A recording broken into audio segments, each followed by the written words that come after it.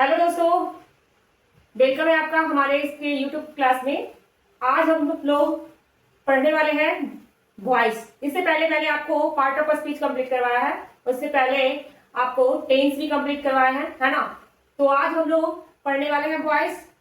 आप लोग जल्दी से क्लास को ज्वाइन कर जाइए और हमारे इस चैनल को लाइक एंड सब्सक्राइब कीजिएगा और ज्यादा से ज्यादा शेयर भी कीजिएगा। तो चलिए आप लोग जल्दी से जल्दी इस क्लास को ज्वाइन कीजिए। चलिए, तो हम लोग बिना समय बर्बाद किए हुए हम अपनी क्लास को स्टार्ट करते हैं। ठीक है बच्चों? तो बच्चों हम लोग स्टार्ट करते हैं। क्या वॉइस? वॉइस क्या है ना। वॉइस के बारे में मैं आपको बताने जा रही हूँ। वॉइस जिसको हम लोग हिंदी में कहते हैं बातचीत। क्या? वॉइस जिसको हम लोग हिंदी में कहते हैं बातचीत। यह बताता क्या है कि वाक्य में जो कार्य हो रहा है वो सब्जेक्ट के जरिए हो रहा है या ऑब्जेक्ट के जरिए, है ना। यानी कि आपको यही इसमें आपको यही सीखने को मिलेगा कि ये हमारा जो काम हो रहा है वो सब्जेक्ट के थ्रू हो रहा है या ऑब्जेक्ट के थ्रू। वो आपका बातचीत में आपको पढ़ने के लिए मिलेगा। ठीक है बच्चों? तो चलिए हम लोग इसके बारे में डिफिनेशन भी लिख लेते हैं। वॉइस क्या? यह बताता है यह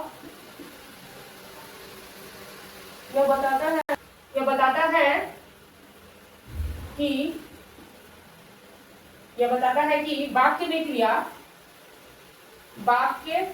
में क्रिया का सीधा यानी कि वर्ब का सीधा संबंध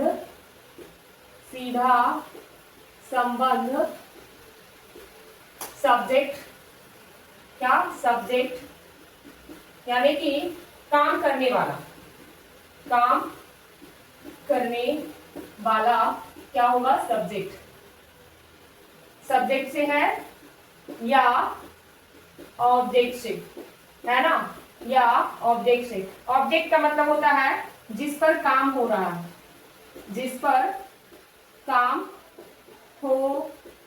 है, है ना।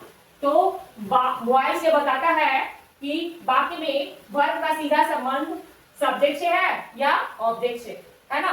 तो बच्चों अभी आप लोग इसको देख लीजिए। इसको इंग्लिश में भी आप देख लो, जो बच्चे इंग्लिश पढ़ते हैं उनके लिए। जैसे कि voice is the form of a verb that show whether that subject of the sentence performs the action or receives the action, है ना। इसका मतलब भी वही हुआ जो आप हिंदी में जाने। ये बताता है कि वाक्य में क्रिया का सीधा संबंध सब्जेक्ट से है या ऑब्जेक्ट से है। सरल शब्दों में इस जानिए तो इसको हम लोग कर सकते हैं। सरल शब्दों में वॉइस से पता चलता है, सरल शब्दों में वॉइस से पता चलता है, वॉइस से पता चलता है कि सब्जेक्ट खुद काम कर रहा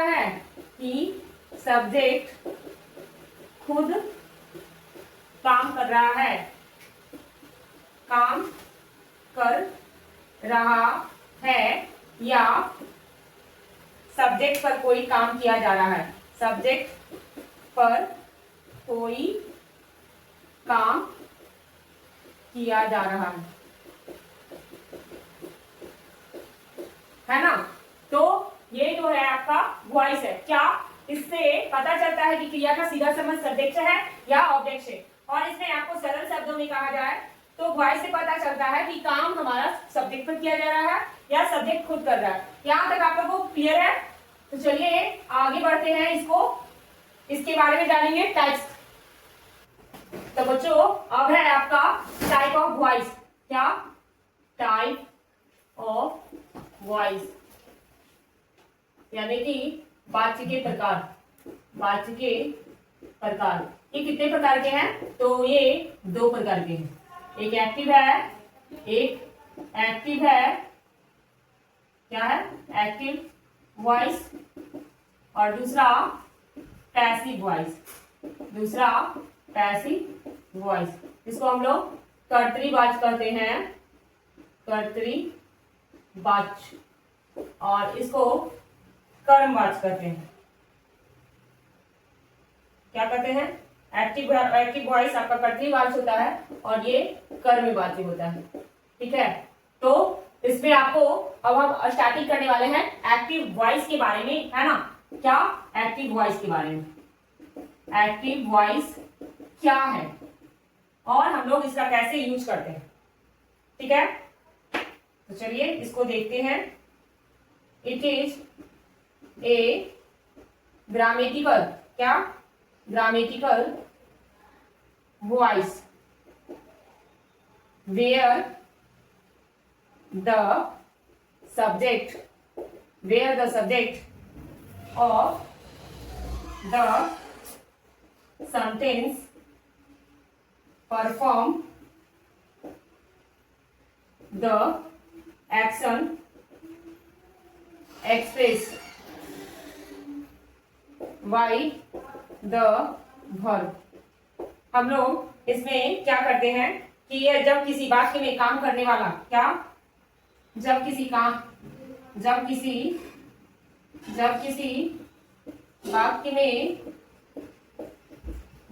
वाक्य में काम करने वाला, यानी कि जो सब्जेक्ट होता है, काम करने वाला, है ना? काम करने वाला खुद मुख्य भूमिका निभाता है, खुद मुख्य भूमिका निभाता है, और सीधे किसी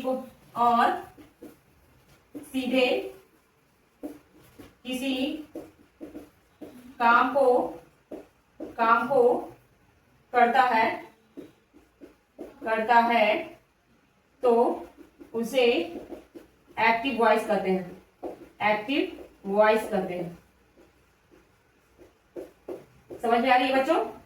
यहाँ पर इसमें जो सब्जेक्ट होता है, इसमें सब्जेक्ट एक्टिव होता है, सब्जेक्ट एक्टिव होता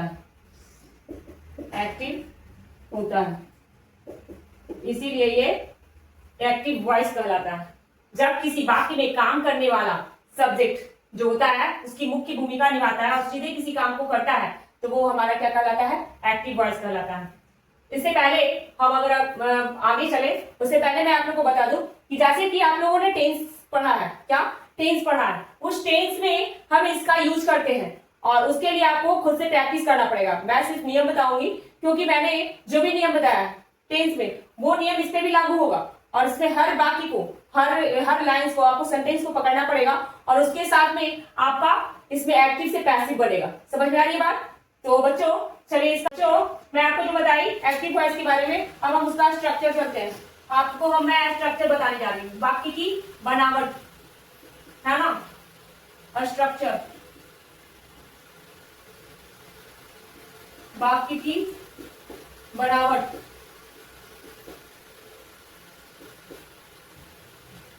एक्टिव वॉइस बहुत ही सीधा वाक्य बनता है। एक्टिव वॉइस में, एक्टिव वॉइस का एक बहुत ही सीधा और सामान्य फॉर्मूला होता है, सामान्य फॉर्मूला होता है।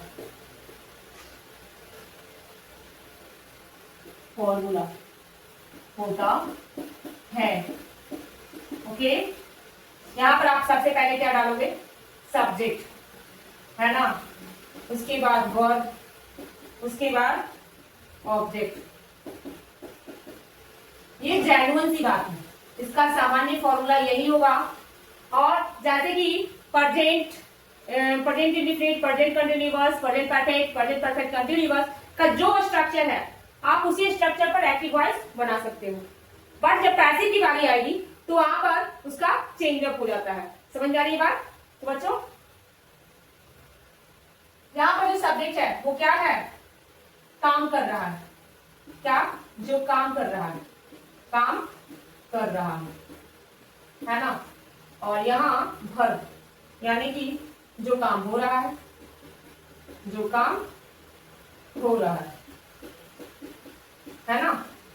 और यहाँ ऑब्जेक्ट जिस चीज पर काम किया जा रहा है, जिस चीज पर काम किया जा रहा है। इतना तो समझ में आ गया है ना? इसमें तो आपको कहीं कोई प्रॉब्लम नहीं है, नहीं है ना? चलिए अब हम चलते हैं इसकी मुख्य विशेषताएं, यानी कि जो है इसका मुख्य इंपॉर्टेंस जो बातें हैं उसके बारे में जानेंगे। मुख्य विशेषताएं, क्या? मुख्य विशेषताएं जिसको हम लोग कहते हैं कि कैरेक्टरिस्टिक्स, यानी कि मुख्य विशेषताएं। इसमें डायरेक्ट फोकस होता है। क्या होता है? पहला डायरेक्ट फोकस। क्या? Direct focus. डायरेक्ट फोकस क्या होता है? इसमें पूरा ध्यान, इसमें पूरा ध्यान काम करने वाले पर होता है कि काम किसने किया। ओके बच्चों, क्या? काम किसने किया। दूसरा क्लियर एंड डायरेक्ट। क्या? Clear and direct. Clear and direct, इसमें आपका क्या है? यह वाक्य बोलने और लिखने, यह वाक्य बोलने और लिखने, बोलने और लिखने में बहुत सीधा, स्पष्ट और प्रभावशाली होता है। प्रभावशाली होता है। तीसरा टोन। क्या? तो बच्चों तीसरा पॉइंट है जो हम आगे चलते हैं उसमें लिखते हैं। ठीक है, चलिए। तो बच्चों आगे है आपका टोन। क्या? टोन। टोन में आपका क्या हो जाता है? इसका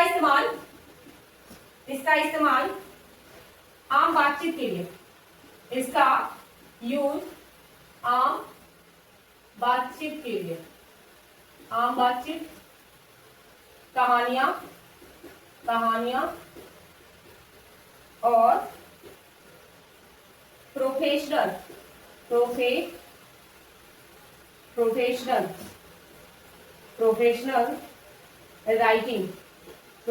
राइटिंग में सबसे ज्यादा किया जाता है। तो आपके पास अभी जो मैं बता रही हूँ क्या है? पहला तो डायरेक्ट फोकस, दूसरा क्लियर एंड सब्जेक्ट और तीसरा टोन। डायरेक्ट फोकस में ऐसे पूरा ध्यान काम करने वाला पर होता है कि काम किसने किया। फिर उसके बाद क्लियर एंड डायरेक्ट यह वाक्य बोलने और लिखने वाले पर होता है ना। और बहुत ही सीधा, स्पष्ट और प्रभावशाली होता है। ओके, और जो टोन है, टोन जो आपका होता है उसका यूज होता है बातचीत, कहानी या प्रोफेशनल राइटिंग में जो सबसे ज्यादा किया जाता है। समझ में आने बात?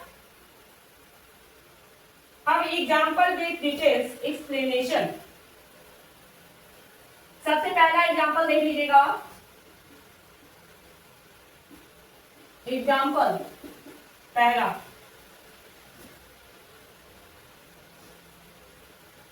एग्जाम्पल पहला है, आप देख लोगे। सबसे पहला है एक्टिव वॉइस। क्या? Active voice. जैसे कि क्या हो गया? राहुल क्रिकेट खेलता है। क्या खेलता है? क्रिकेट खेलता है। तो इसको हम लोग कैसे बनाएंगे बताइए? राहुल प्ले में एस लगेगा, क्रिकेट है ना। ये आपका क्या हो गया, ये है आपका एक्टिव वॉइस। ये नाउन क्या है, सब्जेक्ट है ना, ये क्या है वर्ब, और ये है जो आपका ऑब्जेक्ट है ना बच्चों। तो ये क्या कर रहा है, ये खुद वो काम कर रहा है ना। कौन सा काम कर रहा है, तो क्रिकेट खेल रहा है, यानी कि क्रिकेट पर काम किया जा रहा है ना। तो समझ में आ गई बात। ठीक है, एग्जाम्पल नंबर 2, इसमें आप देखिए, बिल्ली ने चूहे का पीछा किया। बिल्ली ने चूहे का पीछा किया, पीछा किया। तो क्या बनेगा इसका बच्चों, तो the cat chased the mouse. तो यहाँ सब्जेक्ट आपका कैट है, ये वर्ब है, और ये आपका क्या है, ऑब्जेक्ट है। इतना से तो आपको समझ में आ गया है ना, सब्जेक्ट वर्ब और ऑब्जेक्ट। It's okay. तो चलिए अब हम आगे देखते हैं एग्जाम्पल।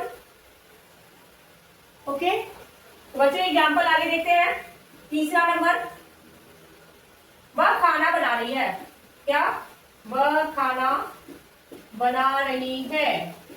इसको हम कैसे बनाएंगे, सी इज कुकिंग फूड, है ना, कुकिंग फूड। यहाँ ये हो गया ऑब्जेक्ट, ये है वर्ब, और ये है सब्जेक्ट, यानी कि ये खुद क्या कर रही है, खाना बना रही है। समझ में आने बात। अब आते हैं वाई यूज एक्टिव वॉइस। हम लोग क्यों यूज इसका, वाई यूज एक्टिव वॉइस, हम लोग इसका यूज क्यों करते हैं, ये भी क्वेश्चन है। ये वाक्यों को छोटा और मजबूत बनाता है।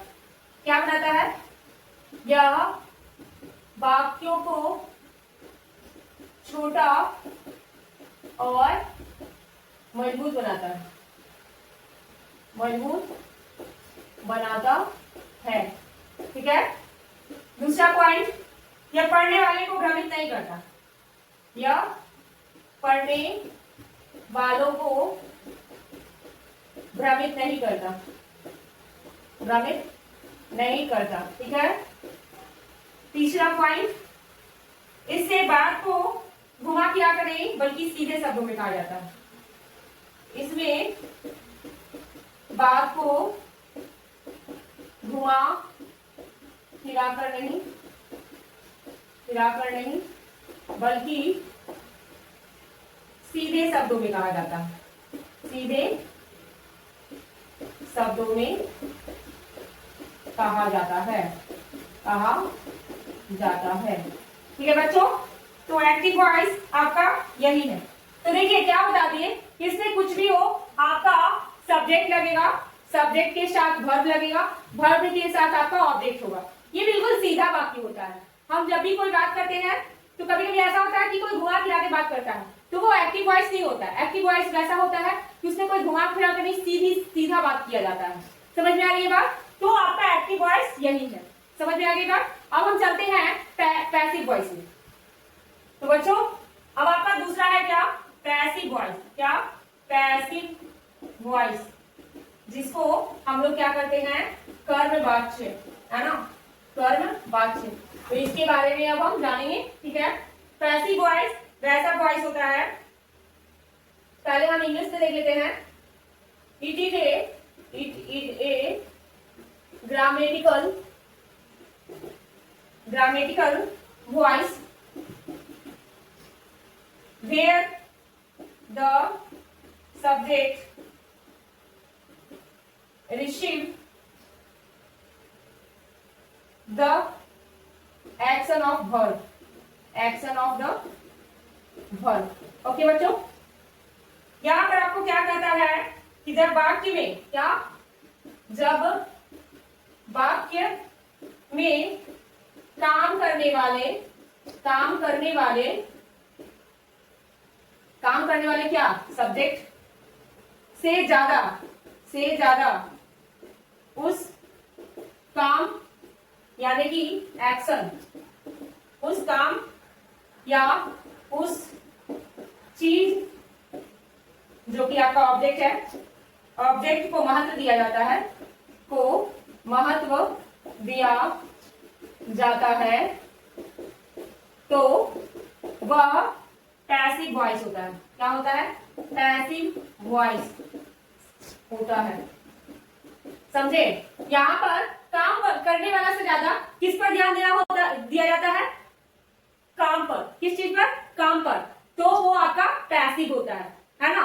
तो आगे देखिए, अब इसका हम स्ट्रक्चर देखेंगे। क्या स्ट्रक्चर? तो स्ट्रक्चर इसका क्या है? यानी कि वाक्य की बनावट, वाक्य की बनावट। इसका फॉर्मूला है, सबसे पहले क्या होता है? ऑब्जेक्ट। क्या होता है? ऑब्जेक्ट। उसके बाद आप हेल्पिंग वर्ब डालोगे। हर हाल में हेल्पिंग वर्ब नहीं भी होगा तो भी हम डालेंगे हेल्पिंग वर्ब। फिर उसके बाद वर्ब, वो भी वर्ब 3। समझे? देन उसके बाद हम लगाते भी हैं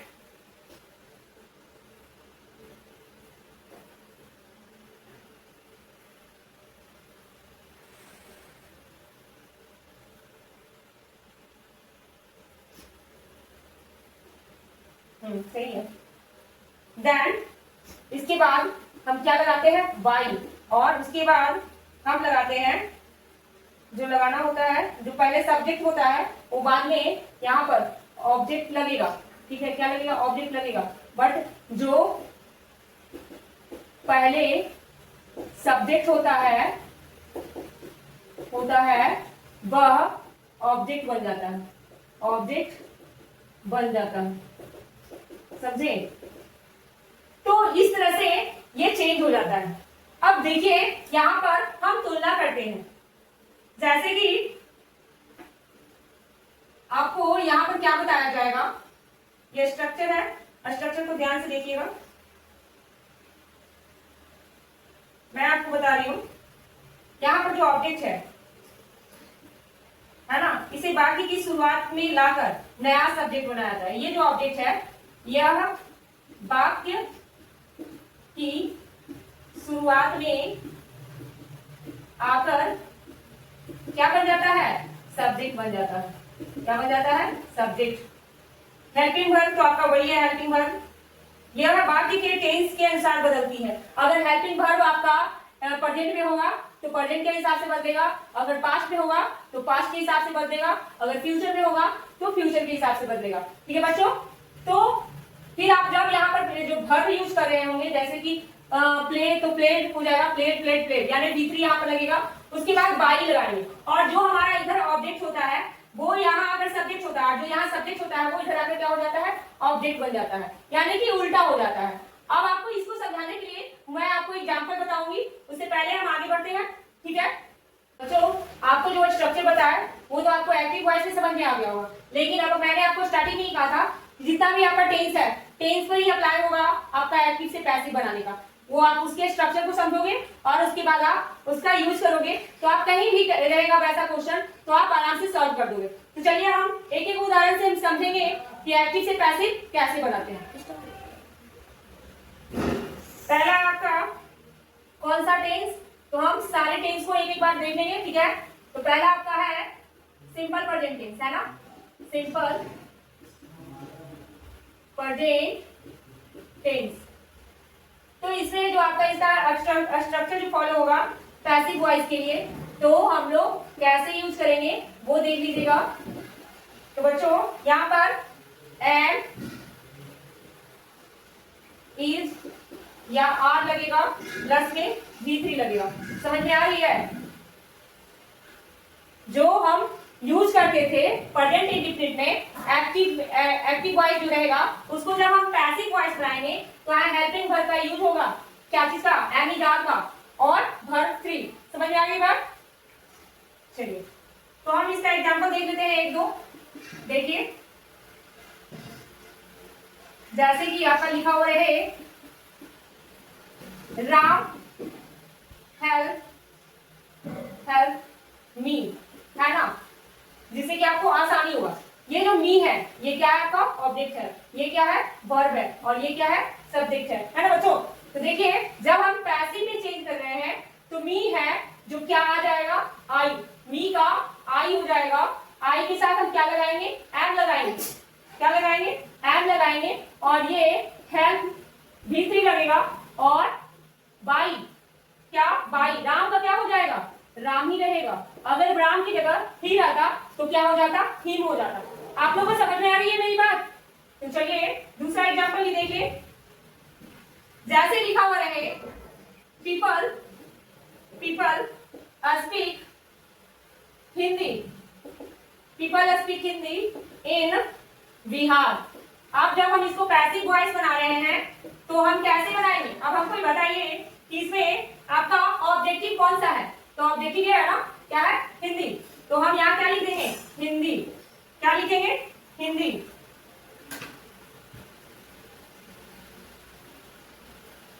क्या लिखे हिंदी, हिंदी में इज लगेगा, स्पीक का क्या हो जाएगा अस्पोकन, क्या हो जाएगा अस्पोकन है ना, और इन बिहार। अब यहाँ पर आप पूछिएगा कि मैम यहाँ पर पीपल क्यों नहीं लगा, तो पीपल बहुत सारे हैं, जब बहुत सारे होते हैं तो उसको हम लोग नहीं लगाते हैं, खासकर पीपल रहते हैं तो। समझ में आई बात। चलिए और एक दो एग्जांपल देख लीजिए जिससे कि आपको हेल्प मिल जाए। जैसे कि दूसरा क्वेश्चन ये था आपका 1, ये 2 और ये 3, क्या बी एक्सपेक्ट गुड न्यूज, क्या गुड न्यूज। तो यहाँ पर हम क्या बनाएंगे पैसिव वॉइस बच्चों, क्या बनेगा, तो यहाँ बनेगा गुड न्यूज है तो गुड न्यूज आगे आएगा, क्या आएगा गुड न्यूज आगे आएगा। उसके बाद इज एक्सपेक्टेड, V3 एक्सपेक्टेड। तो क्या हम बी को अस कर सकते हैं, नहीं कर सकते हम, ये इसको हम ऑब्जेक्ट में नहीं डाल सकते। अभी जस्ट मैंने कहा ना एक से दो से ज्यादा लोग रहते हैं तो उसको हम लोग नहीं भी लगाते हैं, समझ में आएगा। तो गुड न्यूज इज एक्सपेक्टेड है ना, इसको हम नहीं अगर लगाने की बनो तो बाई अस लगेगा। बी जब ऑब्जेक्ट में चेंज होता है तो वहां पर बी का यूज हो जाता है, अस हो जाता है, ठीक है। तो चलिए अब हम आगे नेक्स्ट एग्जांपल के साथ में चलते हैं। वो था आपका सिंपल प्रेजेंट टेंस। अब हम आते हैं present continuous tense.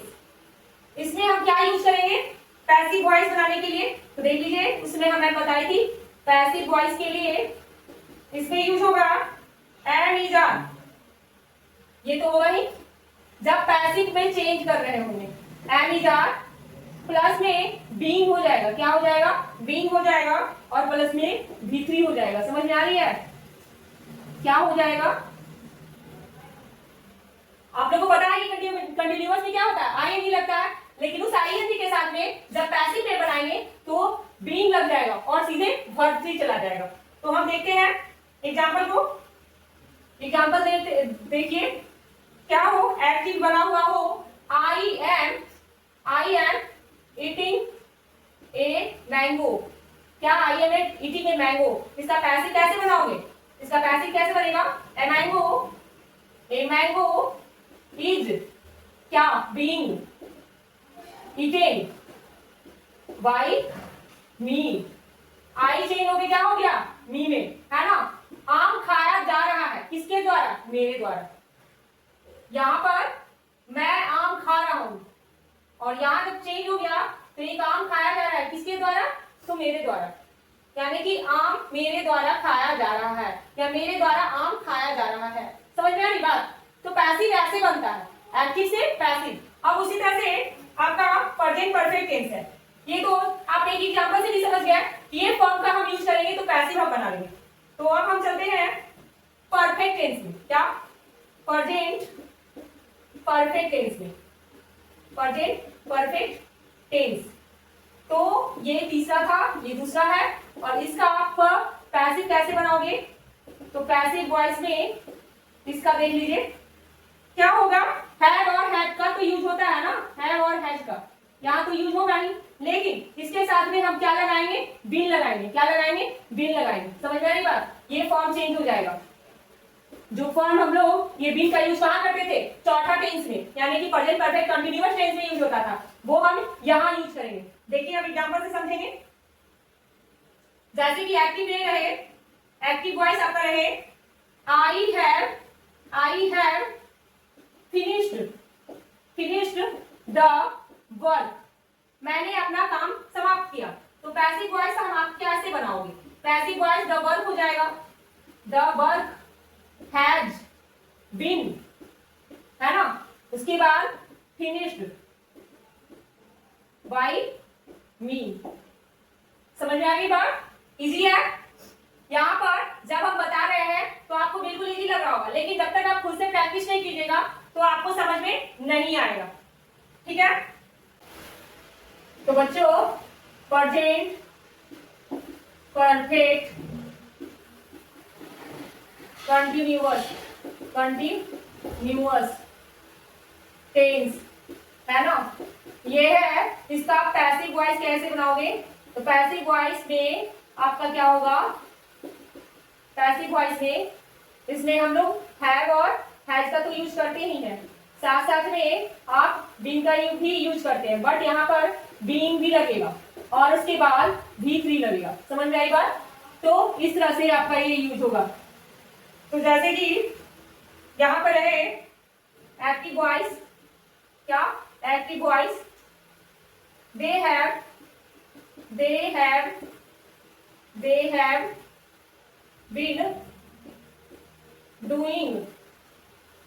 been doing the research for year, है ना बच्चों। तो यहाँ पर हम कैसे बनाएंगे? तो सबसे पहले पैसिव वॉइस हम जब बनाएंगे तो भी 10 रिसर्च लिखेंगे, द रिसर्च, उसके बाद हैज, उसके बाद बीन, उसके बाद बीइंग एंड डन, है ना, और फिर फॉर ईयर। इस तरह से आप बना सकते हो। समझ में आ गई बात? प्रॉब्लम कहाँ है आप लोग में? तो आप लोग को सबसे इंपॉर्टेंट क्या, पैसिव वॉइस का स्ट्रक्चर याद करना होगा। उसके बाद आप किसी भी तरह का क्वेश्चन का सॉल्व कहीं से भी कर सकते हो, सिर्फ आपको क्वेश्चन समझ में आना चाहिए। ठीक है, तो चलिए अब आगे बढ़ते हैं। तो बच्चों आज की क्लास वॉइस में एक्टिव कंप्लीट थी और यहाँ पर हम पैसिव बता रहे थे। पैसिव में टेंस जो आपका प्रेजेंट टेंस था उसको मैंने कंप्लीट कर दिया। मैं आपको नेक्स्ट क्लास में पास्ट और फ्यूचर दोनों का एक्टिव और पैसिव एग्जांपल के साथ में आपको बताऊंगी, साथ साथ में स्ट्रक्चर भी बताऊंगी। तो उम्मीद है कि आज की क्लास आपको अच्छी लगी होगी और अभी तक वीडियो में बने रहने के लिए थैंक यू।